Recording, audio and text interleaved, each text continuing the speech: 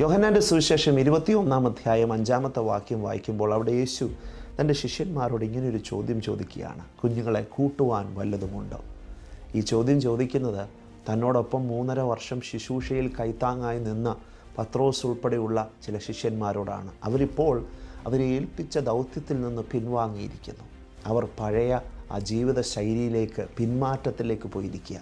എന്നാൽ ഇങ്ങനെ പിന്മാറിപ്പോയ ഈ ശിഷ്യന്മാരുടെ അടുക്കൽ യേശു കടന്നു വന്ന് അവരോട് ചോദിക്കുന്ന ചോദ്യം അവരെ വീണ്ടും മുറിപ്പെടുത്തുന്നൊരു ചോദ്യമല്ല, സൗഖ്യമാക്കുന്ന, സ്നേഹത്തിൻ്റെ ആഴത്തെ പ്രദർശിപ്പിക്കുന്ന ഒരു ചോദ്യമാണ്. അവർ പരാജയപ്പെട്ടുകൊണ്ടിരിക്കുകയാണ്. വീണ്ടും അവർ അധ്വാനിച്ചിട്ട് അവർക്കൊന്നും ലഭിച്ചില്ല.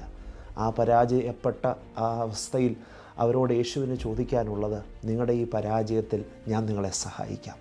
നിങ്ങളുടെ കയ്യിൽ വല്ലതുമുണ്ടോ? ഇല്ലെങ്കിൽ എനിക്ക് നിങ്ങൾക്ക് വേണ്ടി ഒരു അത്ഭുതം ചെയ്യുവാൻ കഴിയും.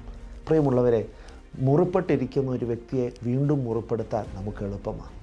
പരാജയപ്പെട്ട ഒരുവനെ വിമർശിക്കുവാനും കളിയാക്കുവാനും പൊതുസമൂഹത്തിൻ്റെ മുമ്പിൽ കല്ലെറിയുവാനും എല്ലാവർക്കും എളുപ്പമാണ്.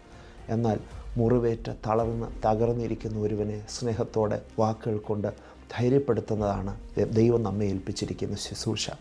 നിങ്ങൾക്ക് 1000 പേരോട് സുവിശേഷം പറയാൻ കഴിഞ്ഞില്ലെങ്കിലും നിങ്ങൾക്ക് ചുറ്റുമുള്ള മുറിവേറ്റിരിക്കുന്ന ഒരു വ്യക്തിയെ വാക്കുകൾ കൊണ്ട് ബലപ്പെടുത്താൻ കഴിഞ്ഞാൽ അതൊരു വലിയ ശുശ്രൂഷയാണെന്ന് തിരിച്ചറിയുക. ദൈവം നമ്മെ വിളിച്ചിരിക്കുന്നത് വാക്കുകൾ കൊണ്ട് തളർന്നവരെ ബലപ്പെടുത്തുവാനാണ്. യേശു ചോദിച്ച ഇതേ ചോദ്യം നമുക്കും മറ്റുള്ളവരോട് ചോദിക്കാം. അവരുടെ പരാജയത്തിൻ്റെ നടുവിൽ, അവരുടെ വേദനയുടെ നടുവിൽ സഹായത്തിൻ്റെ വാക്കുകൾ, സ്നേഹത്തിൻ്റെ വാക്കുകൾ, സഹായത്തിൻ്റെ വാക്കുകൾ, സ്നേഹത്തിൻ്റെ വാക്കുകൾ, മുറിവുണക്കുന്ന വാക്കുകൾ പങ്കുവെക്കാം.